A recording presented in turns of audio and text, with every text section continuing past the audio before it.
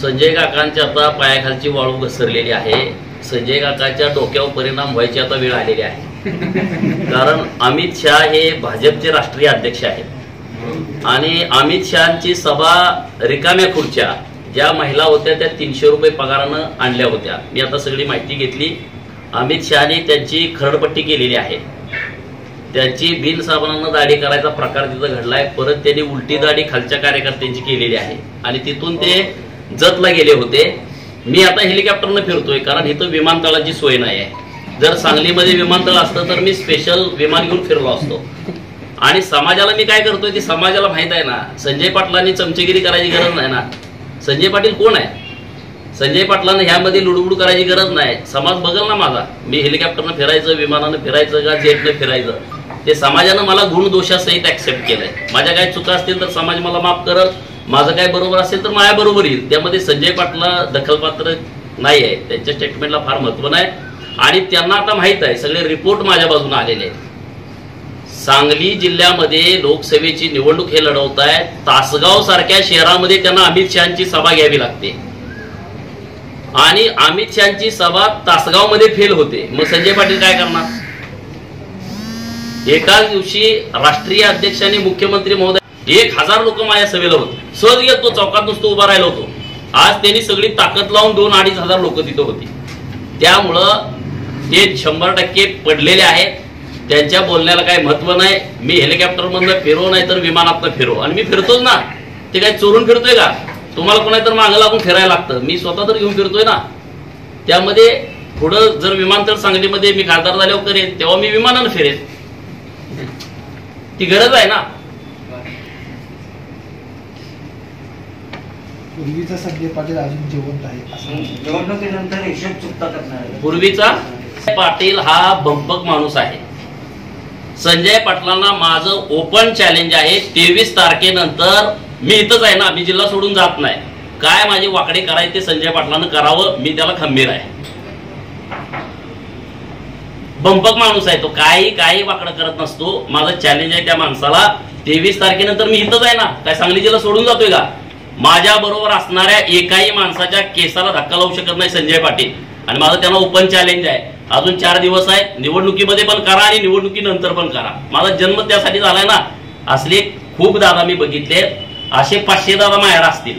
राज्यभरातील लोक सगळी मायाबरोबर आहेत. असला काही उद्योग करायचे त्यांनी भानगडीत पडू नये. विचाराची लढाई लढावी. आणि मुख्यमंत्र्यांच्या समोर हे बोलतायत माझा संजय पाटील जुना जागा असे. मला वाटतं 7-8 भाषणं झाली त्यांच्या जिल्ह्यामध्ये. हे जुनच भाषण आहे त्यांचं. मग जुना संजय पाटील जुना माहिती तू कोण होता? कोण आहे? या सांगलीमध्ये पळून जायची का गरज भासली? सांगलीमध्ये तुम्हाला नीट करता आलं नाही. तुम्ही गावाकडे जाताय आणि परत तेच आता लोकांना हे सगळं संपलंय. भयमुक्त जिल्हा झालाय. तासगाव सारख्या सावळज सारख्या गावामध्ये संजय पाटलांच्या गावापासून 7 किलोमीटरवरती सावळज आहे. त्या गावामध्ये माझी उंचांकी सभा झाली. परवा तुम्ही बघितले असेल. आणि मी रात्री 3 तास लेट गेलतो त्या सभेला. त्या गावामध्ये आराराबांचं राजकारण त्या गावानं स्टँड केलंय. अशा सावळजमध्ये आराराबांची सभा झालेली आहे. शरद पवार साहेबांची सभा झालेली आहे. धनंजय मुंडेंची सभा झालेली आहे. राष्ट्रीय जेवढे नेते आहेत त्यांची सावळजमध्ये सभा झाल्या. त्या सगळ्या सभांचं रेकॉर्ड तिथं मोडलं. कारण काय तर लोक म्हटली की संजय पाटलांची दहशत आणि दादागिरी आता आम्हाला वाटत नाही. आता भयमुक्त तालुका झालाय. तासगाव मधल्या सभेला तुमची लोक येत नाहीत म्हणजे यांची दहशत किती राहिली असेल बघा ना. आणि त्यांना काय याचा गुण असा आहे. हे असे आतापर्यंत हेच उद्योग करत आले. या जिल्ह्यातल्या सगळ्या लोकांना दरडावून ठेवणं, दादागिरी करणं. तुम्हाला मी संजय पाटील बोलतोय बघून घेईन. हे असल्याला आता कोण कुत्र खात नाही. असल्या विषयाला कोणी भीक घालणार नाही आणि मी तर अजिबात घालणार नाही. या लोकसभेमध्ये आता खासदार आहेत ना तुम्ही. आता तुम्ही 23 तारखेपर्यंत खासदार आहेच ना. परत खासदार होऊन काय करणार आहे? आता आहेत ना खासदार. परत खासदार व्हायचा विषय नाही. तुम्ही माझी असणार आहे 23 तारखेनंतर. आणि या जिल्ह्यामध्ये कोणी दखल घेणार नाही. जिल्ह्यातल्या सगळ्या लोकांना माहिती आहे. आणि तुम्ही अमित शहाची सभा आज तासगावमध्ये लावली. हा गोपीचंद एकटा सभा लावतोय तिथं. कोणालाही बोलवत नाही. माझी सभा मी योग्य वेळी तुम्हाला तारीख सांगतो. आता ती कुठल्या शाळेत घेतली होती मी माहित नाही. कुठं ग्राउंड आहे बघतो मी. ते ग्राउंड असेल तर त्याच्यापेक्षा मोठ्या ग्राउंड मध्ये मी सभा घेतो. तुम्हाला राष्ट्रीय अध्यक्ष तिकिटासाठी तुमची वनवन तिकीट दिल्यानंतर तुम्हाला राष्ट्रीय अध्यक्षाची सभा. आज त्यांचं भाजपमधलं सगळं झिरो झालंय. सीएम साहेबांना पण तिथं कळलं असेल की लोक किती ते रोज 10 सभा करतात ना. अख्खं राज्य त्यांनी फिरून काढलेलं आहे, त्यांना सगळ्यांना माहिती आहे. आणि ते सीएम साहेबांच्या समोर इतक्या खालच्या लेवलला जात आहेत म्हणजे मला किती घाबरलेत ते विचार करा तुम्ही. सगळीकडची परिस्थिती बदलली आहे. मी तुम्हालाही सगळ्यांना विनंती करतो, आता ते संजय पाटील अमकं तमकं फलानं बाजीराव इनामदार असला काही विषय जिल्ह्यामध्ये राहिलेला नाही. तो विषय सुपडा साफ झालाय.